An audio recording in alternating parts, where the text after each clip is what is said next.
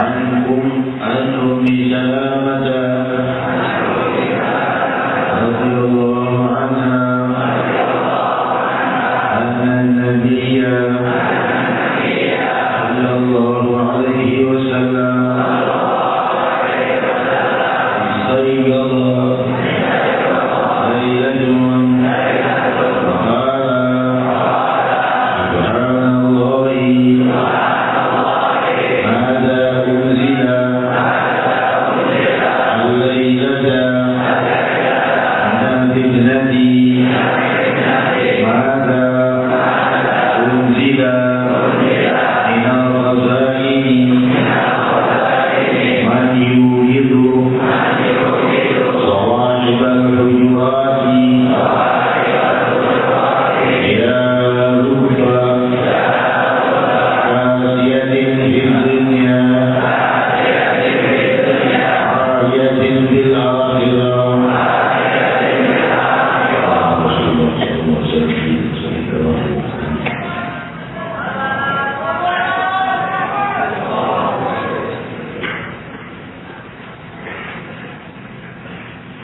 Assalamualaikum warahmatullahi wabarakatuh.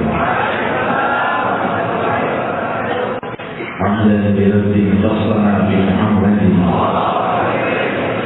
wa anqadhana min dhulmatil jahli wad dayali.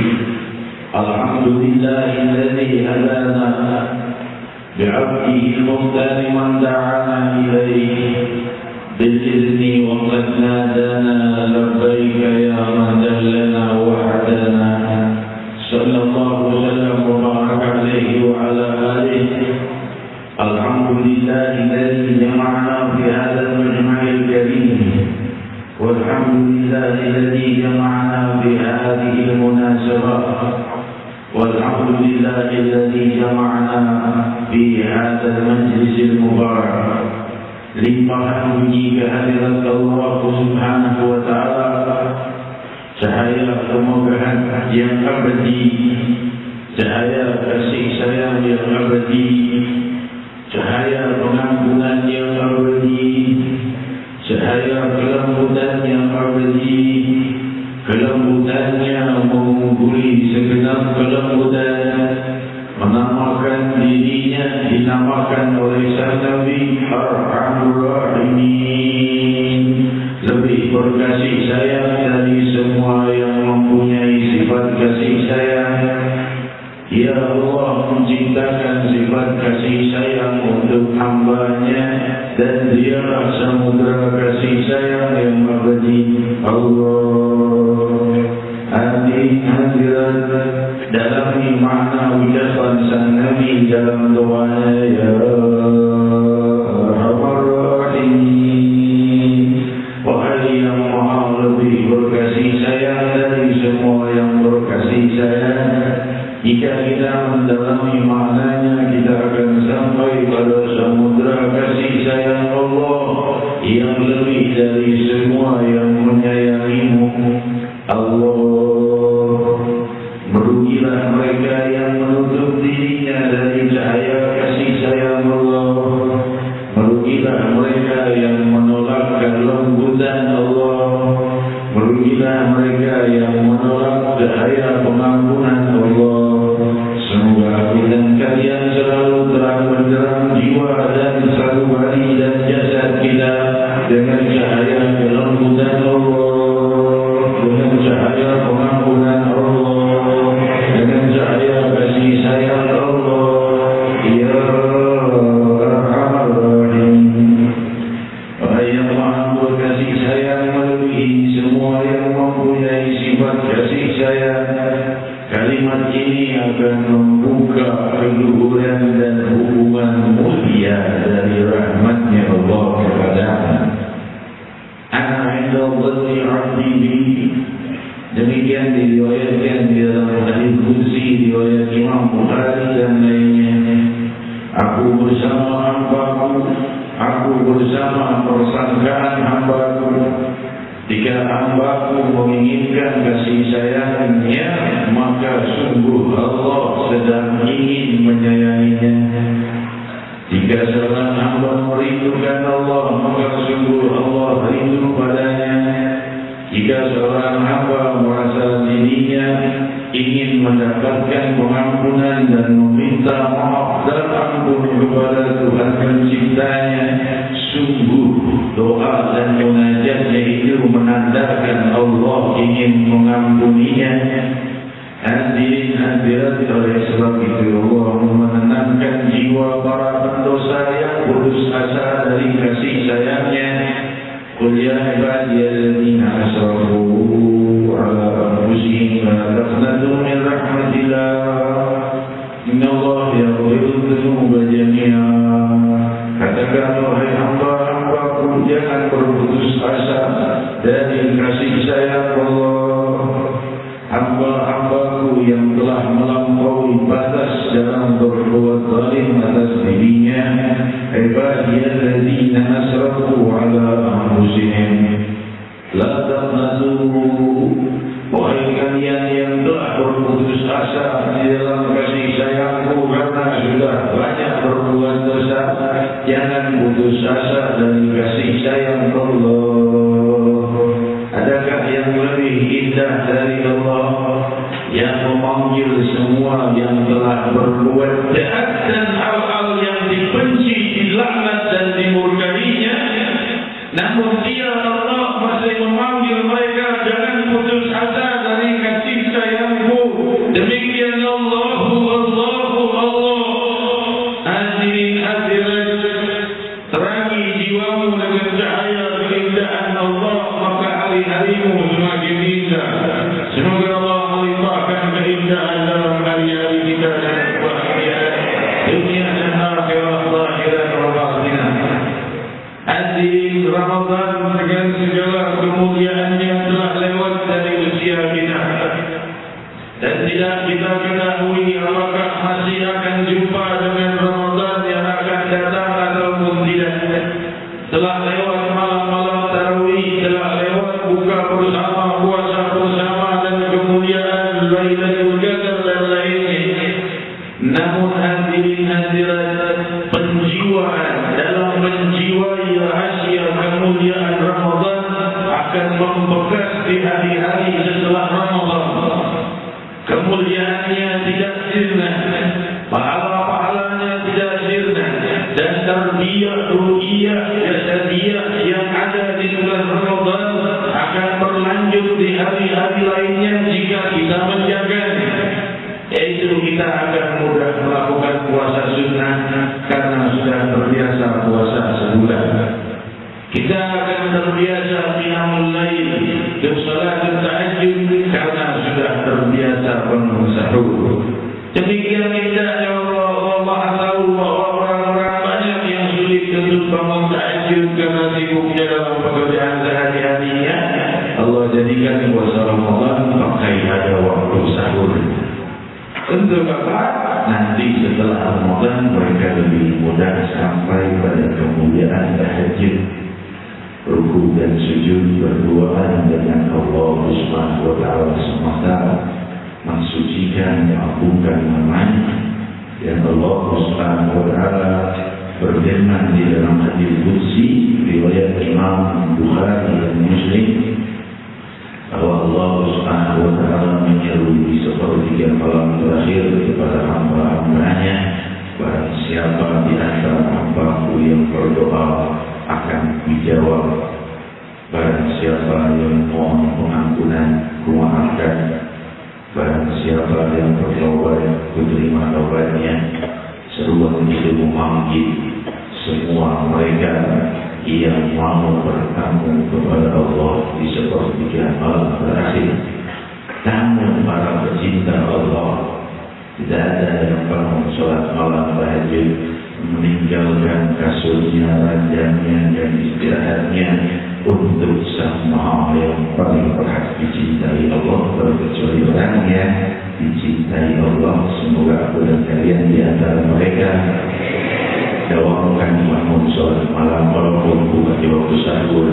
Barangkali waktunya bangun sahur ada yang jam 2, ada yang jam 3. Paling tidak setiap hari bangunnya setengah 4 atau jam 4. Setelah malamnya baca zikir yang diajarkan Rasul sallallahu alaihi wasallam kepada Sayyidatina Fatimah Zahra radhiyallahu dalam riwayat Sahih Bukhari, sebelum tidur Rasul mengajarkan membaca Subhanallah 33, Alhamdulillah 33, Allahu Akbar 33, atau dan diakhiri dengan la ilaha illallah wahdahu la syarika lah, lahul mulku wa lahul hamdu yuhyi wa yumiit wa ala kulli syai'in qadir. Kalau tidak hafal bacaan itu, baca Allahu Akbar 34 kali. Kalau tidak hafal ucapan la ilaha illallah wahdahu la syarika lah sampai akhir tadi, boleh diganti dengan Allahu Akbar sekali. Jadi Allahu Akbar 34, Subhanallah 33, Alhamdulillah 33, Allahu Akbar 34, atau Allahu Akbar 33 kali, diakhiri dengan la ilaha illallah wahdahu la syarika lah sampai akhir sekali. Maka orang yang melakukannya sebelum tidur, saat dia bangun, dia akan bangun dengan segar, tidak akan bangun dengan lesu. Tapi mereka yang lupa melakukannya atau tidak, barangkali saat bangun malas untuk bangun. Jika ia bangun, dia akan merasakan tubuhnya lebih segar dari keagungan rahasia kalimat Allah Subhanahu wa ta'ala yang mengantarnya sebelum tidur. Kalau lupa, nah itulah barangkali jadi bangun kita jam 3, setengah 4 bangun, tidur lagi karena malas. Itu tidak terjadi kalau kita ikuti sebelum tidur kita dengan zikir yang diajarkan kepada Sayyidatina Fatimah Zahra radhiyallahu anha dan diajarkan oleh guru mulia kita dan diajarkan di majelis ini beberapa tahun yang lalu. Hadirin hadirat yang dimuliakan Allah, demikian malam-malam agung Ramadan telah larut, tapi malam-malam agung di sisa usia kita masih menanti setiap malam. Maka ambillah 1-2 menit, 10-20 menit untuk bersama Allah sebelum waktu subuh. Rasul sallallahu alaihi wasallam diriwayatkan dalam Sahih Bukhari tidak pernah meninggalkan salat witir sepanjang usia beliau, maka beliau di hadarin wa safar, maka beliau dalam di rumahnya atau sedang dalam perjalanan, bahkan beliau melakukan salat witir di atas tunggangannya. Diriwayatkan dalam Sahih Bukhari dan tentunya juga diperbolehkan dalam mazhab Syafi'i dan lainnya untuk melakukan salat sunnah kalau sedang dalam perjalanan, boleh di atas kendaraannya duduk salat sunnah. Kalau salat fardu tentunya harus menghadap kiblat. Kalau salat sunnah boleh kiblatnya kemana saja kalau sedang dalam perjalanan, bukan di rumah. Kalau sedang musafir, keluar Jakarta, kita sedang di bis, sedang di pesawat, kiblatnya kemana saja, sholat sunnah boleh, sholat duha, sholat witir, sholat apa saja. Daripada diam saja, boleh sholat asal dalam keadaan wudu. Kalau tidak bisa wudu, tayamum untuk sholat sunnah boleh. Hadirin hadirat yang dimuliakan Allah, jika Rasulullah SAW sakit, beliau melakukan sholat witir sambil duduk, tidak meninggalkan salat witir sepanjang usianya. Semoga Allah Subhanahu wa ta'ala memuliakan kita dengan kemuliaan salat witir. Hadirin hadirat, sampailah kita pada hadis agung di malam ini. Diriwayatkan oleh istri Rasul sallallahu alaihi wasallam Sayyidatuna Salmah radhiyallahu anha wa radhaha bahwa suatu malam Rasul terbangun dari tidur, terbangun dengan kaget dan berkata, Subhanallah, mada unzila minal fitnah wa mada unzila minal ghazali man yugid sawahul hujurat. Siapa bersubhanallah, berkata dari kaget, betapa malam ini diturunkan fitnah atau musibah yang akan terjadi. Dan malam ini diturunkan pula sedemikian banyak anugerah-anugerah. Kita bisa lihat di sini Rasul mengatakan satu kalimat fitnah, bukan tidak. Fitnah berarti satu atau ada musibah yang akan terjadi pada sesuatu hari pada diri kita mungkin. Wa ma'ada unzila minal khazain, tapi sedemikian banyak yang diturunkan daripada anugerah-anugerah. Man yugid sawahil hujurat. Siapa yang bisa bangunkan kata Rasul semua kerabat keluarga barang tangga dibangunkan untuk waktu salat malam ini. Ya Rabbah kasiyah di dunia dunya 'aliyah fil akhirah. Wahai ya Allah, kata Rasul sallallahu alaihi wasallam, betapa banyak orang-orang yang mempunyai sandang pangan di dunia, namun di akhirat tidak mempunyai sandang pangan apa-apa. Hadirin hadirat yang dimuliakan Allah, makna dari hadis ini adalah di setiap malam sebelum terbitnya fajar atau sebelum azan subuh, ya, di saat itu Allah sudah menentukan kejadian-kejadian yang akan terjadi di hari esok. Mana musibah yang akan terjadi, mana musibah yang tidak jadi terjadi, mana musibah yang akan dikurangi, mana musibah yang akan ditambahi. Ketahuilah bahwa setiap musibah itu menghapus dosa. Allah melihat hamba-hambanya, ini musibahnya ini musibahnya ini. Dan demikian pula di malam itu, kata Rasul, ada kemazidan di Al-Fazail. Demikian pula dalam setiap sepertiga malam terakhir itu, sedemikian banyak anugerah akan diturunkan. Yang ini doanya dikabulkan, yang ini hajatnya diberi, yang ini permintaannya yang tidak tertunda sehari, sebulan, setahun yang lalu diberi, yang ini tanpa berdoa diberi, yang ini dipermudah, yang ini diampuni. Maka kemazidan di Al-Fazail lebih banyak anugerah yang diturunkan oleh Allah daripada musibah. Orang sekarang apalagi media, mereka lebih banyak meliput musibah saja, tidak mau meliput anugerah. Ya, kalau musibah diliput, mati di sumur saja diliput. Ya.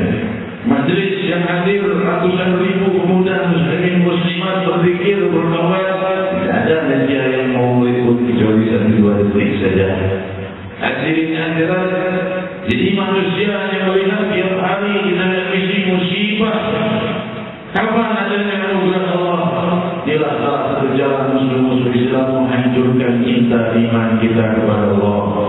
Kalau kita lihat satu tempat terkena musibah, berapa lama tempat itu kena musibah, berapa lama dalam rahmatnya Allah.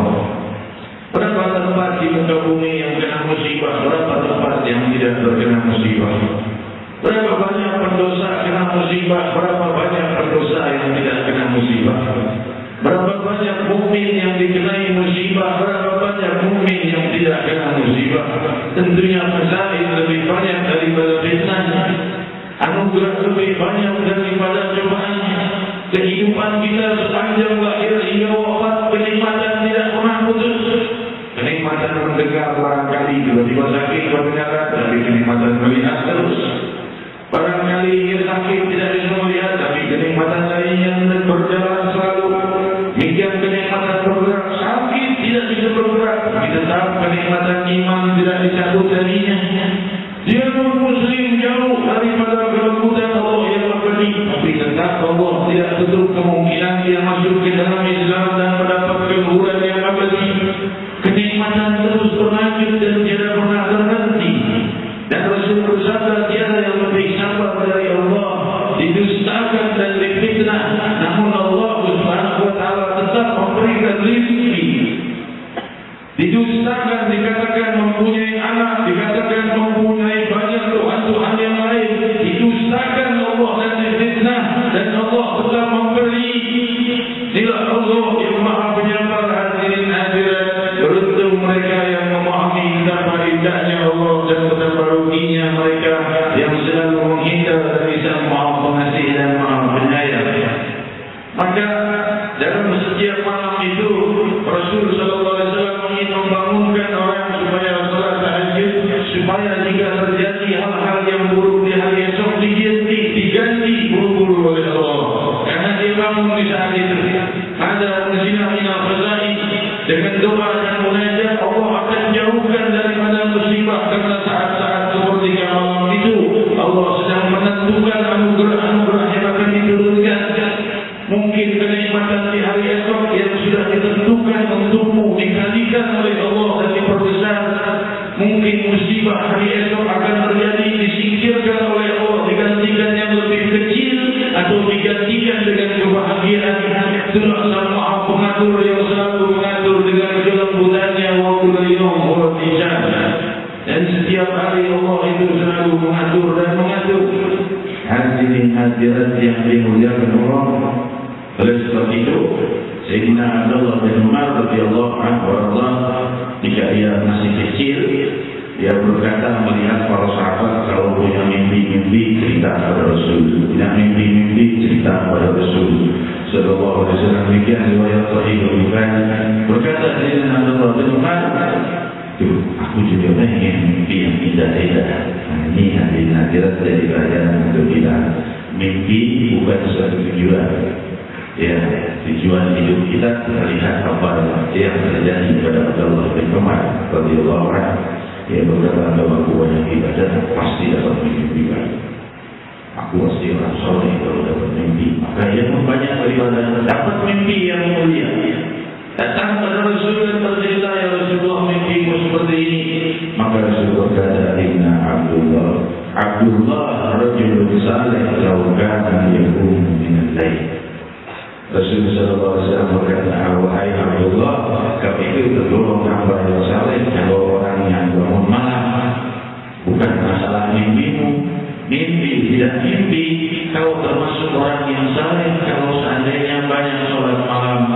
Sejak itu Abdullah bin Umar memperbanyak sholat malamnya hampir sepanjang malam. Demikian hadirin riwayat Sahih Bukhari menunjukkan jangan terlalu kita merujuk kepada mimpi, karena yang penting adalah hubungan jiwa dan ruh kita kepada Allah Subhanahu wa taala. Demikian hadirin hadirat yang dimuliakan Allah. Seorang hamba Allah itu dari kelompok orang yang saleh kalau dia banyak melakukan salat malam.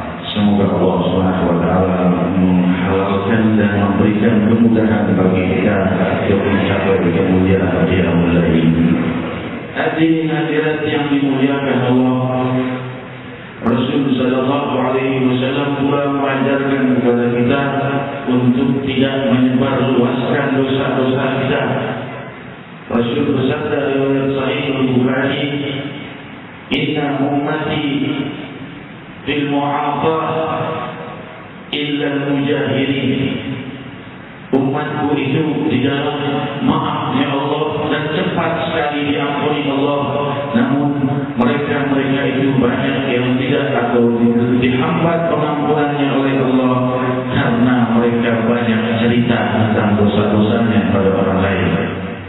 Jadi pengampunan Allah SWT itu Allah berikan bertahan karena dia banyak cerita. Beda kalau menceritakan dosa pada guru atau pada ulama atau pada kiai, mohon supaya diberi nasihat. Sebagaimana para sahabat datang pada Rasul SAW, mohon pendapat telah berbuat dosa ini, itu dan lain sebagainya. Tapi kalau disebarkan seluas-luasnya pada orang lain, maka itu menjauhkan atau menyulitkan dapatnya pengampunan. Ummati kullu mu'afah illa al-mujahirin. Orang-orang yang suka menyampaikan aibnya pada orang lain itu mengecewakan dan menyakiti perasaan Allah. Allah Subhanahu wa taala berfirman di dalam hadis qudsi dalam riwayat Sahih Bukhari dan Sahih Muslim, aku telah menyembunyikan dan menutupi aib hambaku dan dia yang membukanya sendiri. Aku tutupi supaya orang lain tidak tahu dosanya. Dia sendiri yang membuka dan merobek tabir yang tertutup agar orang lain tidak tahu kehinaan. Dia yang membuka kehinaan pada orang lain, padahal aku menutupinya, kata Allah Subhanahu wa taala. Jadi kalau ada berbuat dosa, jangan menyampai pada orang lain kecuali untuk minta nasihat. Kalau minta nasihat, boleh saja, tapi jangan disebarluaskan. Saya kemarin begini, saya kemarin begitu, akan membuat pengaruh orang lain pun satu pada orang itu. Dia juga berpikir, ternyata orang-orang juga tidak terlalu soleh-soleh. Ya, banyak juga yang berbuat dosa, itu bisa mengaruhkan diri. Atau ternyata orang ini adalah orang yang berbuat begini, berarti kalau aku begini muncullah persangkaan-persangkaan buruk padanya. Jadi kalau kita berbuat suatu dosa, jangan cerita pada orang lain kecuali untuk minta. Demikian hadirin hadirat, semoga kita semua dalam mu'afah. Indahnya ucapan sang Nabi, kullu ummati mu'afah. Semua umatku itu dekat dengan maafnya Allah Subhanahu wa taala. Semoga aku dan kalian di antara mereka. Dan Rasulullah sallallahu alaihi wasallam tidak pernah mau mengecewakan orang lain. sebagaimana riwayat seorang budak wanita miskin Barirah radhiyallahu anha wa radhaha, riwayat Sahih Bukhari. Barirah radhiyallahu anha wa radhaha seorang budak yang miskin dari Afrika, dan dia mengundang Rasul sallallahu alaihi wasallam karena diberi makanan oleh salah seorang sahabat, makanan yang sangat enak. Maka ia tidak berani memakannya karena sudah lama ingin mengundang Rasul tapi malu tidak punya apa-apa. Maka ketika datang makanan enak, sebelum dia ingin mencicipinya, seumur hidup dia belum mencicipnya, ia ingat pada Rasul sallallahu alaihi wasallam, ini Rasul datang mumpung ada makanan yang enak. Padahal seumur hidupnya dia belum mencicipi makanan itu. Barirah yang susah ini pun mengundang Rasul datang ke rumahnya. Maka Rasul sallallahu alaihi wasallam datang bersama para sahabat untuk menyenangkan Barirah radhiyallahu anha wa radhaha, seorang budak wanita yang miskin. Rasul tidak ingin mengecewakan orang lain. Maka hadirin hadirat datang sang Nabi bersama para sahabat. Maka para sahabat melihat itu makanan yang sangat enak dan mahal. Tidak mungkin Barirah ini membelinya sendiri. Maka berkata para sahabat, ya Rasulullah, ini makanan zakat barangkali, sedangkan kau tidak boleh memakan zakat dan sedekah. Kalau tidak makanan zakat, dia makanan sedekah. Tentunya kau tidak boleh memakannya. Berubahlah hati Barirah dalam kekecewaan. Hancur hatinya dengan ucapan itu, memang ucapan benar. Rasul sallallahu alaihi wasallam tidak boleh memakan sedekah dan zakat. Namun ia tidak teringat akan hal itu karena kalau ia disedekahi makanan ini. Hancur perasaan Barirah radhiyallahu anha wa radhaha dan bingung, juga risau dan takut, dan juga kecewa dan bingung. Karena apa? Karena sudah mengundang Rasul untuk makan makanan yang diharamkan pada Rasulullah sallallahu alaihi wasallam. Namun bagaimana manusia yang paling indah budi pekertinya dan bijaksana, Rasul berkata, makanan ini sadaqah lil-Barirah wa hadiyah li min-Barirah. Makanan ini betul sedekah untuk Barirah. Tapi kan Barirah sudah jadi milik Barirah. Barirah menghadiahkan padaku, maka aku boleh memakannya. Dan Rasul makan sallallahu alaihi wasallam berkata, ikilah jiwa yang paling indah, tidak ingin mengecewakan para orang. Ini makanan sedekah betul untuk Barirah. Tapi sudah jadi milik Barirah. Barirah tidak menyedekahkannya padaku, tapi menghadiahkannya. Aku boleh makan makanan hadiah, kata Rasulullah sallallahu alaihi wasallam. Demikian indahnya Sayyidina Muhammad. Wa innaka la'ala khuluqin 'azim. Dan sungguh kau itu berada pada akhlak yang agung. Hadirin hadirat yang dimuliakan Allah. Demikian mulia dan sedemikian banyak keindahan yang terjadi daripada perbuatan-perbuatan Rasul sallallahu alaihi wasallam, dan seseorang akan bersama dengan orang yang dia cintai. Sebagaimana hadis riwayat Sahih Bukhari, jika salah seorang badui, seorang musuh datang bertanya, ya Rasulullah, mata sa'ah, kapan terjadinya hari kiamat? Rasul berkata, ma'adat tas'ah, jangan tanya hari kiamatnya, kau siapkan apa untuk hari kiamat? Maka ia berkata, aku tidak menyiapkan dengan memperbanyak amal ibadah yang sunnah terlalu banyak siang dan malam. Kan tetapi ini yuhibbullah wa rasuluh. Tapi aku mempunyai satu yang kuandalkan, cinta kepada Allah dan Rasulnya. Maka Rasul berkata, anta ma'aman ahbabta yaumul qiyamah. Kau bersama dengan orang yang kau cintai di hari kiamat. Semoga aku dan kalian bersama Nabi Muhammad sallallahu alaihi wasallam. Ya Rahman ya Rahim.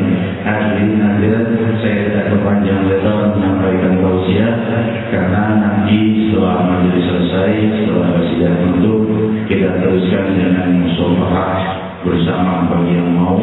Saya menyediakan waktu malam ini untuk musyawarah bagi yang lebaran, karena saya tidak bisa membuka kesempatan jemaah hadir ke rumah karena terlalu banyak ya.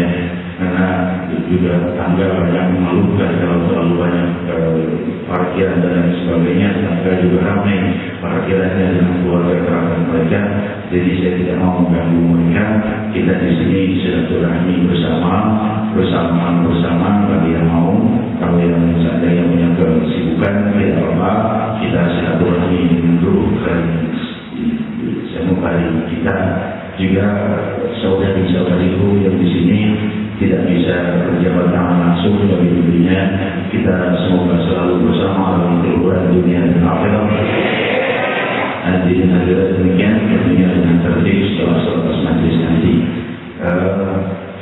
Semoga Allah Subhanahu wa taala memaafkan kita dan memaafkan seluruh muslimin muslimat. Dan juga saya menyampaikan maaf sebagaimana saya telah buka nomor handphone untuk seluruh jemaah untuk umum, siapa juga boleh tahu, yaitu nomornya 0811 9001 0811 9001. Kalau tidak apa bisa tanya pada guru dan lainnya. Ini hadirin hadirat, cuma saya mohon maaf kalau seandainya tidak bisa menerima hubungan telepon, jadi SMS saja. Ya, karena telepon sudah setengah hari lebih dari 300 miss call yang masuk belum yang diangkat.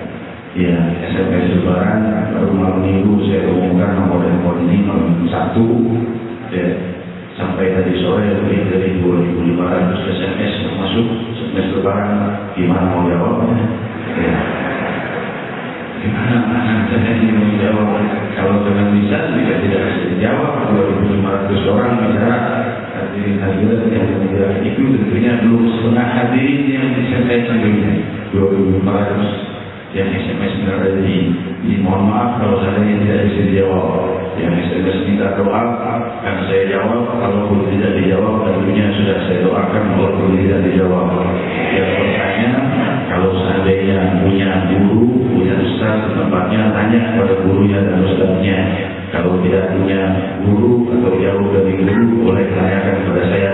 Jadi nomor ini jangan dijadikan terus-terusan SMS, tidak akan padat sekali. Gimana mau jawabnya ribuan SMS itu? Ya, di baru 2 hari. Orang tahu belum, yang lain tahu nanti. Memang untuk umum, dan insya Allah semuanya akan saya baca, walaupun tidak semuanya saya mampu menjawab.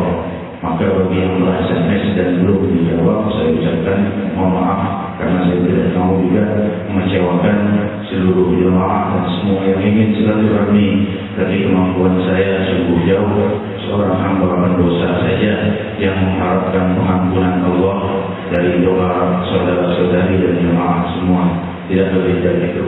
Namun kalau Allah Subhanahu wa taala tentunya menjawab semua doa hamba-hamba yang lebih dari yang mereka minta. Beda dengan seorang pendosa ini. Saya tidak lebih dari seorang pendosa yang mengharap pengampunan Allah dari doa-doa kalian. Demikian hadirin hadirat yang memuliakan Allah. Semoga Allah Subhanahu wa taala memuliakan hari-hari kita dengan memuliakan hari-hari kita dengan kemudahan. Di antara kami yang mempunyai kesusahan, maka singkirkan kesusahannya. Yang dalam musibah, singkirkan musibahnya. Yang dalam dosa yang belum kau ampuni dosa-dosanya. Kami ya Rahman yang mempunyai hajat, kabulkan hajatnya. Ya Allah, ya Arhamar Rahimin, ya Arhamar Rahimin, ya Arhamar Rahimin. Wahai yang Maha berkasih sayang melebihi dari segenap semua yang bersifat kasih sayang. Kami membuka gerbang rahmat-Mu yang lebih luas dari semua yang berjiwa kasih sayang. Maka malam ini limpah ruahkan kasih sayang-Mu yang dapat hingga selanjutnya hingga kami berjumpa denganmu. Ya Rahman ya Rahim, terbitkan matahari kasih sayang-Mu dalam kehidupan kami dunia dan akhirat. Zahiran wa batinah, jadikan matahari kebahagiaan dan kasih sayang-Mu